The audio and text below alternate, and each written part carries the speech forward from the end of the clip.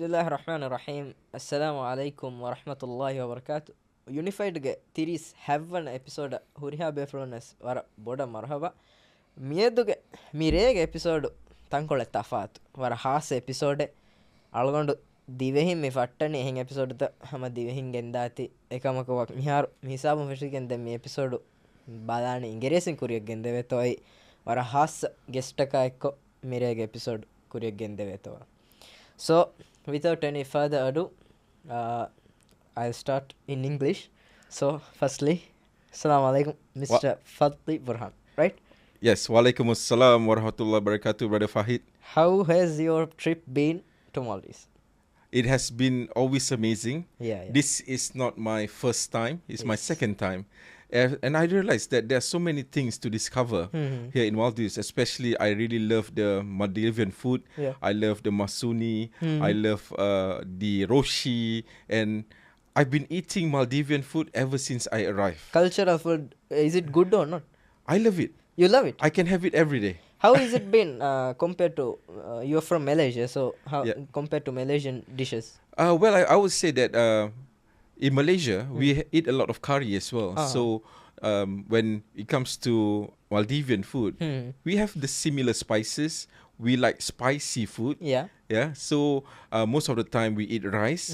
And but only special thing about Maldives is that you have a lot of fish. Yeah. Because we are surrounded by You're surrounded by sea, obviously, Yeah. right? And in my country, I actually come from Singapore, but I live in Malaysia Yeah, now. yeah. So in our countries, fish are usually more expensive Yeah. compared to chicken or the other meats. And it's river fish, right? Not like sea. There are some river fish, but in my case, I only eat ocean fish. Yeah. Okay. All right. So actually, before you introduce yourselves, Yeah. I have a game. A Okay, quick fire sure, of course. question. Okay. All right. So, Messi or Ronaldo? Ronaldo. Why not Messi? Because that's a very good question. I Yeah. think that Ronaldo is closer to Islam. That's a good point. No Yeah. tattoos, nothing like that. Yeah. But Messi has completed football. That we can't disagree, right? Okay. Okay. Fair enough. Again, a controversial question, maybe. Okay. Okay. Pineapple on pizza. Pineapple. Hmm. Yeah. You okay with pineapple on pizza? Pineapple on pizza. Yeah. Oh, pineapple on pizza. Yes, it's okay with me. Oh, people would hate you, I think. Yeah, but sometimes Italian people more, I think. I know Italians will be angry Yeah, with yeah. me because of having pineapples on pizza. Yeah. But in the reality, when your food enter into a new culture, Yeah. it had to fit into the culture. Changes will come, right? Similarly, if I were to do my nasi lemak in Italy, they will make it less spicy. That is Yeah. not our culture. They can't handle it. You cannot take the spiciness, right? Yeah. So you just have to live with it sometimes. Yes. So now, tea or coffee? Like Tea. tea. Nowadays we hear like start the day with coffee. You with tea. I prefer to have tea. Yes. Tea like different. Is it different? Saudi have some kahwa. Yeah, like Kahwa, that. Yeah. In Malaysia, we have teh tarik. It's very famous. Or it's called pool tea. Pool tea. Pool tea. So Yeah. it's tea with condensed milk. Oh. Yeah. So it's very tasty. Mm-hmm. I would say sometimes get very sweet. Yeah. And it's a common drink that we drink in Malaysia. Yeah. Next time when I go, I'll try. Obviously, Yeah. you're most welcome. Yeah. So Yeah. in Maldives we have beaches. In Malaysia, Singapore, like mountain like that area, right? So beach or mountain? Obviously, beach. Because I grew up in Singapore. Singapore is mostly beaches. Singapore is an island, brother. Yeah, I know island. But definitely bigger than Malay. Yeah, when I flew over, there's mountains and everything, right? No, well, in Singapore you can't find mountain. That is There's Malaysia. No. Really? Singapore is a very small country. I think from east to west, if I'm not mistaken, it's about 45 kilometers. Really? And north to south, I think, is about 32 kilometers. If I'm not What wrong. was I seeing then? Is it not Singapore? Maybe That should be Malaysia. Yeah. Jungle area like that. Yes, that's right. Okay. Yeah. So, cash or card? Card. Can you give me? Okay. Nah, If you, I can give you my card, but you cannot use it. I just realized that also. So, last question. Yeah. Maldives or Malaysia? Oh, that's tricky, I wouldn't want to be biased, but I would say that nothing feels like home, obviously. Yes. But there are a lot of things in Maldives that I like. For example, I like the culture here. I like the people here. I like the food. I like the beaches. I like how the hospitality that everywhere we go, we visited, like for example, Todo. We visited Mamigili. We visited also. Wait, is the one? The last one will be Midu. Yeah, Midu. All right. Ramidu, right? Ramidu, that's Yeah, right. Ramidu. So when we visited these islands, I realized that there's so many things to explore. And obviously, I'm a diver. I love to dive. Yeah. So if you ask me in terms of diving, obviously Malaysia have good options, but definitely Maldives you can see more things. Yeah. Like on my recent dive, I managed to see a whale shark. I also get to see manta ray, black tip shark, dolphins, and this is something that I might not be able to see in Malaysia. Yeah, maybe in the eastern part of Malaysia you might see in Sipadan, but in Maldives you can see it like you have in many locations. That's a specialty about so it. is anything else in the world, everything has like their pros and cons. Like Obviously. that Maldives and Malaysia. But for you, your home. Obviously. Yes. But you said you're from Singapore now living in Malaysia. That's so right. do you consider Malaysia your home or Singapore? I would say Malaysia is my home. That's where my family is. Your wife from Malaysia or Singapore? Oh, that's tricky, yeah. Malaysia. No. Yeah. No, okay. Yeah. So let's actually start with the intro. Yes. So can you give the audience an intro of yourself? Sure. So my name is Fadli Burhan. Originally, I'm born and raised in Singapore. I was born and raised in a situation where the country is very secular. We are exposed to, I would say, academic studies become more important than religious studies. So I was not exposed to Islam at a young age. So I grew up most of my life not practicing Islam. So I got hidayah, I think the guidance from Allah subhanahu wa ta'ala, which I'm grateful every day, about 13 years ago, 14 years ago. So since then, alhamdulillah, I think, there's nothing better than Islam. Yeah. Islam is a complete way of life. Islam changes you, teaches you, guide you, and it just makes my life complete, basically. So I grew up in a very humble, I would say a humble beginning. My parents, my father has passed away. May Allah reward him with Jannah. So my whole family is still in Singapore at the moment. And I think that living in Singapore has always taught me that, we are people who needs to be efficient. We are a very small island, so we cannot depend on other people. So our work is very competitive. We like things to be fast. We like things to be efficient, systematic, organized, timely. There's a lot of things, when you live in Singapore. It's just like in Singapore, when you grow up, everything is fast. It's a fast-paced environment. And it's no surprise that at the moment, Singapore is the most richest country in the world. Just they are always fighting between Singapore, Luxembourg, and Qatar. These three countries. So, with that in mind, Singapore also is not a country that is born rich. So it got developed. The government put a lot of emphasis on education, and the people become more educated. So we have, I would say that Singapore workforce is like one of the most well-trained, well-equipped, well-skilled workers, and that what actually drives the country forward. And I'm part of that growing up. So, I studied, my line of field is actually not Dawah. When I was living in Singapore, I study logistics.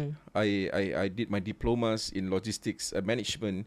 I also did my diploma in international supply chain.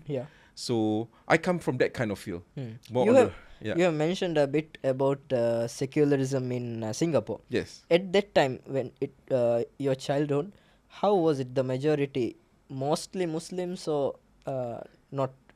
How was it? Okay, so Singapore is a very small country, like I said. Yeah, It yeah. used to be part of Malaysia Yeah, before it it gets was, yeah. independence, right? So something interesting about Singapore is that despite we are part of Malaysia, previously part of Malaysia, which Malaysia has majority Muslims. Yes. In Singapore, Muslims are minority. Okay. So out of the total population, about 13%, 1/3, are Muslims. Oh, okay. Right? So growing up in a secular environment, I would say that it's not common to see women wearing hijab Ah, when I was growing up. yeah. So I would say that people wear hijab occasionally. For example, if they were to attend a funeral, they will wear hijab. Ah, Or maybe if they were to enter a masjid, then they wear hijab. yeah, yeah. Or maybe there's a special occasion, then people wear hijab. So that is It on was the like an woman's side. optional thing that you Yes. do for special occasions. Like That's that, right. And maybe older women, they will wear hijab. Yeah. Mm-hmm. But it's something that like I mentioned, that we are somewhat like, because of the secularism, we become more liberal. Ah, yeah. Yeah. Okay. So I grew up in that kind of environment and following the fast pace, and everyone Yeah, is yeah. into the rat race. Everyone is chasing for the same, bring food on the table has become always a struggle in Singapore due to the cost of living, etc. So I think that on the one note, it teaches me a lot in terms of how a non-Muslim country, majority Yeah. non-Muslim country, can drive an country from one of the poorest country in the world. Yeah, yeah. Now it's the richest country in the world. Hmm. So definitely there's something special that we have to go through, and I think that there's something that we can learn from it as well. So in Singapore, you started your school life also, right? Yes, that's right. So how was your school life in Singapore? Well, yesterday I watched soccer in Midu Island. Mhm. They're playing futsal. Yeah, yeah. Yeah. So in terms of sports, actually used to play football. Yeah, I used to be the goalkeeper. Yeah.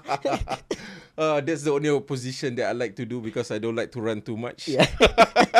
You just stay there. Yeah, stay there. Keep calm. Yeah, but anyway, yeah, that's the kind of sports. But obviously the education side, we study the Cambridge syllabus. So we study up to O levels, similar like what you have in Maldives. Yeah, it's O similar. levels, then you have A levels. I didn't go for my A levels. I just settled with my O levels. Then I took my diploma, and here I am. Mashallah. Nice. Yeah. What inspired or motivated you to start, Dawah, like now, the path you're on now? Okay, so that's a very good question. What brought me to Dawah? Yeah. Firstly, I would say that when I got hidayah, I got guidance, I realized that Islam is what I needed more than anything else. I've been through a rough life before this. I would say, we thought that, okay, life is just another day, it's just another cycle. You wake up in the morning, you go to work, then you come back for work, and then it goes on just like that. So when I got Islam, I started practicing Islam. Yeah. I realized that, hey, Islam is, mashallah, it's so beautiful, it's so amazing. I shouldn't just keep it for myself. I should actually share it to my friends Yeah. who have not yet received Islam or who are not yet practicing Islam. So I actually started doing Islah, trying to call back my friends who are still drifted away, I would say, or in the astray mode. So I start calling them to Islam, start share things about Islam on my social media, etc. And people start to ask me, hey bro, what happened to you? So tell me more, how come you are practicing Islam and all that? And after that, what happened was I realized I need to learn more about Islam. So that is where I start to look into different channels, and that actually brought me to learn more about Islam online. Yeah. So unlike in Singapore, like you don't get access to Islamic knowledge easily. Yeah. It's not like or you go to the masjid, you can, you know, learn there Yeah. is a bayan or there's a tazkirah, you know. There's nothing like that. Only once in a while, yes, you can find. But yeah. And this online YouTube channels, like for example, have English content, Yeah. which is more in favor of to my liking. So I learned a lot of my initial learning about Islam was actually through YouTube. So I realized that, oh, yeah, this is so interesting about Islam. Yeah. I start to think about, let's do some small projects. So I start to do welfare projects. I used to do small projects like give to the homeless people. Yeah, Singapore is a very rich country, Yeah, yeah. but there are still homeless people. Yeah. Yeah, and there are still poor people. So I used to collect some small funds together with my circle of friends, close friends, and we used to distribute to the poor houses, rented flats, and all that. So how I eventually got into Dawah, I would say, is the realization that we are actually the product of Dawah. Yeah. Somewhere up there along the line, someone gave Dawah to our ancestors. Yes. If it hadn't been their niyyah or intention to share Islam with our ancestors, we probably today Be straight. be not Muslims. Yeah. We might be, you know, worshipping the rocks, worshipping the stones, worshipping the sun, whatever it is, and think we're believing in all those mystical things, like, you know, there is a superpower in the sea, superpower in the mountains, you know. So these are all things that I am very grateful to Allah subhanahu wa ta'ala. Alhamdulillah, that Allah brought me to this realization. Yeah. And you mentioned starting projects for the homeless, the people in need. When you started these projects, what was the biggest challenges you faced during that time? Okay, for the homeless one, I'll come back to your first question. Yeah. For the homeless one, I think the biggest challenge is, of course, is to fundraise. Yeah. There is always been the biggest challenge in any organizations. But that was actually my mindset before this. I used to always think that, anything that we do, we must always think about the money first. Yeah. Right? But after I learned from my teacher, he said that, Fadli, or he addressed the whole participants, he said that, Fadli, you should, all of you shouldn't think about money first. Start to think about how to do it first. Yeah. And start doing it with the minimal that you can, and ask and make dua to Allah subhanahu wa ta'ala, and ask Allah to help you. Because without Allah's help, anything that you plan for, anything that you want to do, it's just a plan. Yeah. Yeah? If Allah helps you, anything is Successful. possible. Yeah. And it's successful, Yeah. inshallah. So I wouldn't say that it's a challenge now, but it was a challenge back then.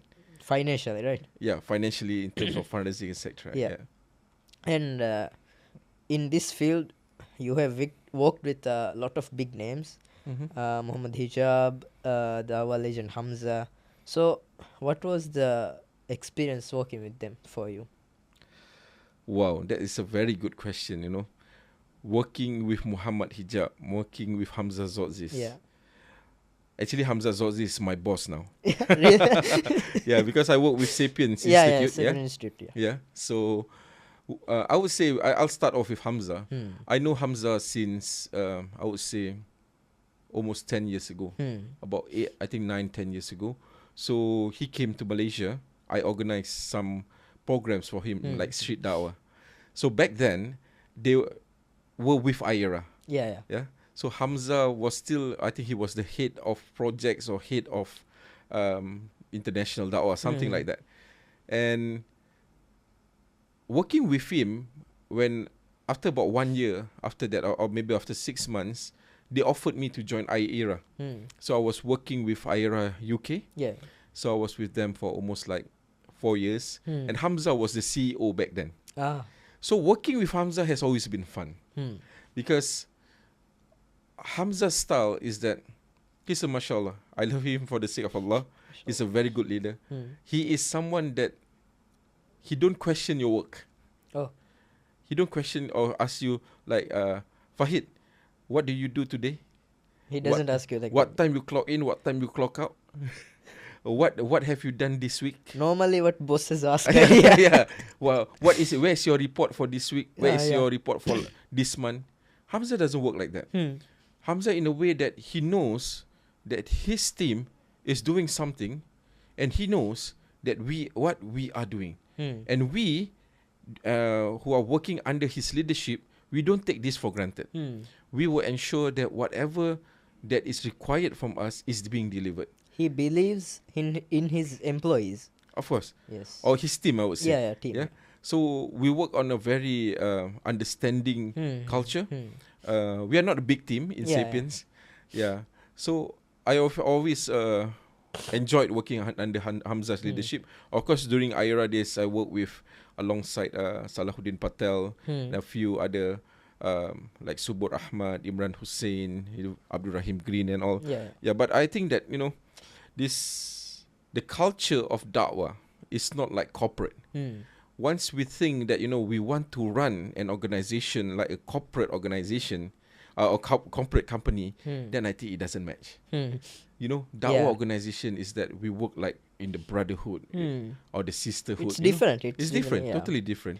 So I think Hamza nailed it when he was leading the organization, and I'm so happy to be working under his leadership again with Sapiens Institute this time, alhamdulillah. So coming to Muhammad Hijab.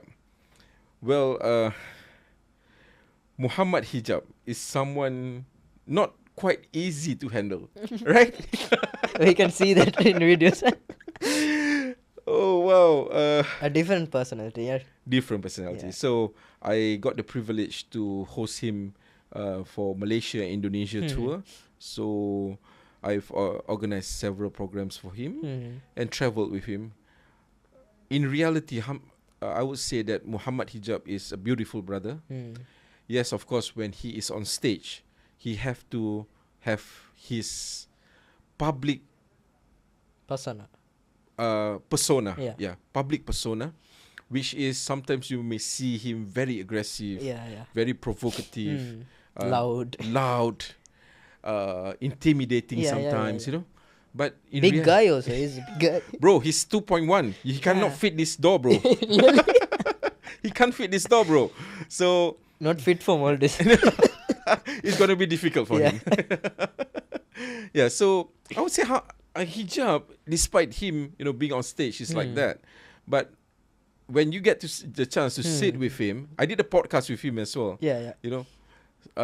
He's actually, mashallah, beautiful brother. His English is superb and very knowledgeable. And I like to talk to him about, he enjoys his MMA.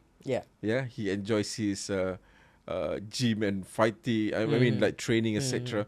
So I managed to, learn from him quite a number of things along the way. So I would say Muhammad Hijab is a beautiful brother, mashallah. So working with Hijab, Hamza, everyone, you must have a lot of experience now, right?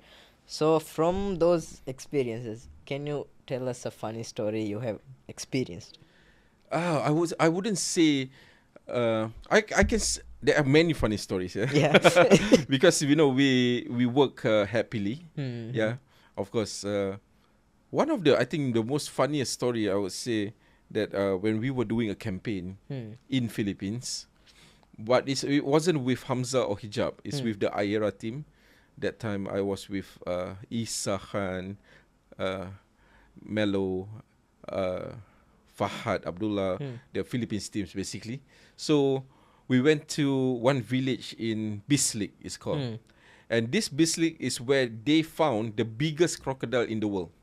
Wow.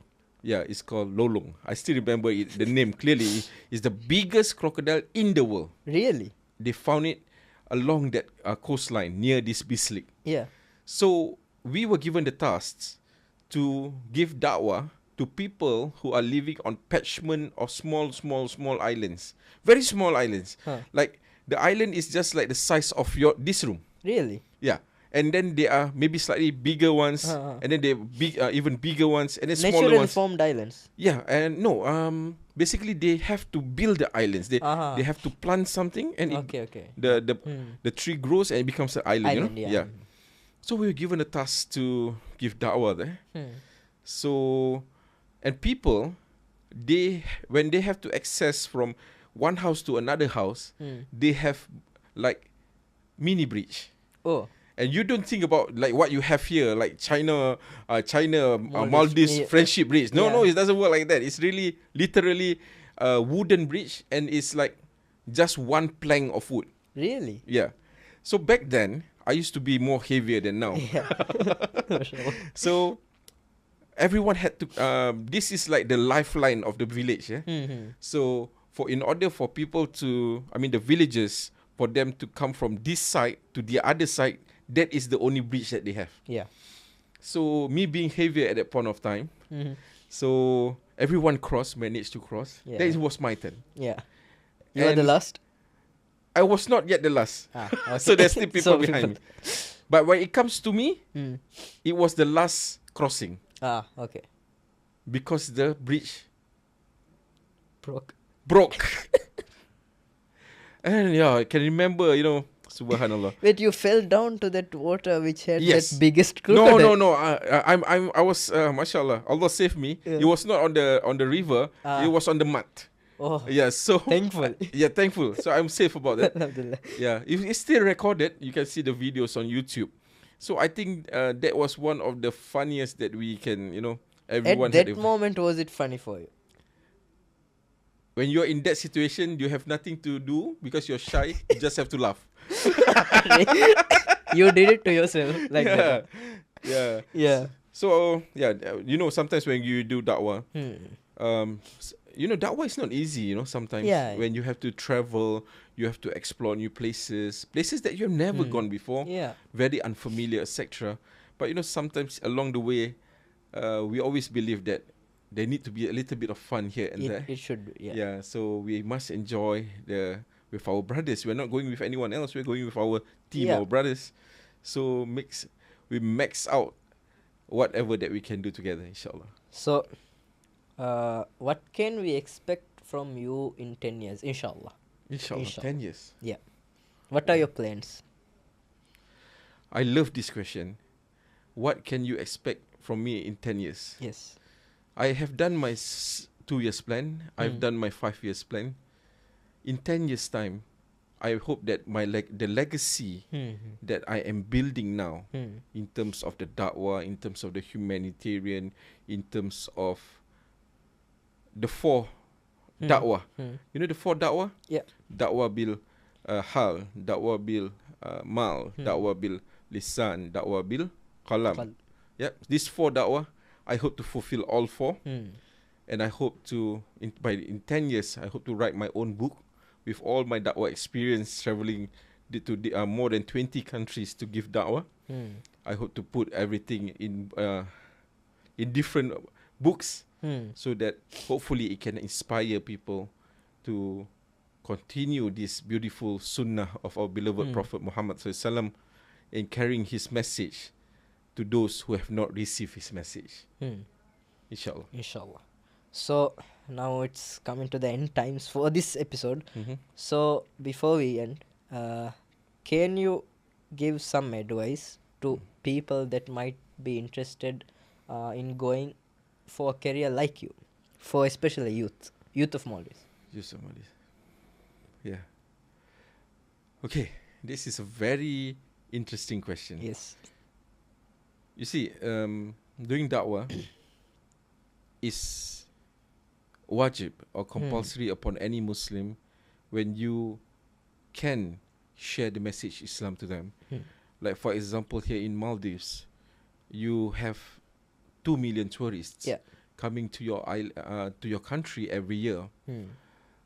And they come for your resorts, they come for your beaches, they come for the mantaris, they come for your beautiful, undersea, expeditions. I think that the opportunity is there for the people of Maldives, and this is a gift from Allah Subhanahu wa Ta'ala not many people may get the chance. Yeah. And also, of course, you have many non-Muslim workers who are working and living here. These are also opportunity. We are not here to say that, you know, we are going to force them or to, you know, ask them to become Muslim. No. But our duty is just to convey the message of Islam, share with them about Islam, and hopefully they get the right message of Islam. So in terms of having a career like me, giving da'wah for the past like 13 years, I've been doing da'wah. Alhamdulillah, Allah bless me, and I hope that Allah will continue to make me among those who are giving da'wah. I think that number one, you need to have the ikhlas.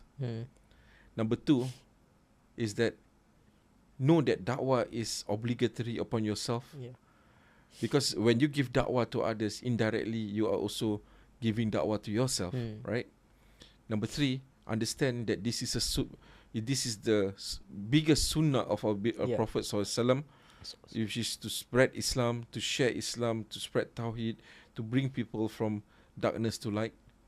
Number four, join an organization like Jamatul Salaf, or maybe join an organization like YOUN, where the youths are thriving with so many activities, sharing Islam, calling people away from all the wrong things.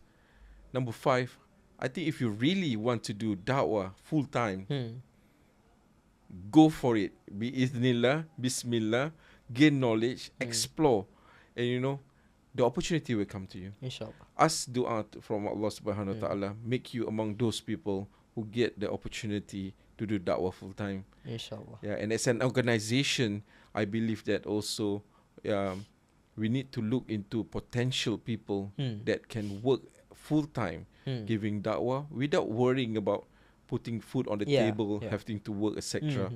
I think that, you know, if you can't do that full time, at least remember that you might be an engineer.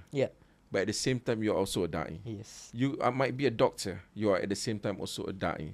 You might be a teacher. You are also a da'i. So it doesn't exclude you from becoming a da'i. If you can't do full time, do part time first. And who knows, along the way, you get more. Allah open more ways for you. Yes. And you get the opportunity to do it as full time, inshallah. Inshallah. So it's time to end this episode. Yes. I hope I was okay. Of Is course. it my first episode in English, and now I have to switch back to the way also to end the episode. Sure. So හැමම මීරේග මේ episode වර හාස episode නිම්මද අල්ගොඩ ෆද්දි වකිවදාර වස්සලාමු අලයිකුම් වරහමතුල්ලාහි වබරකාතුහ්.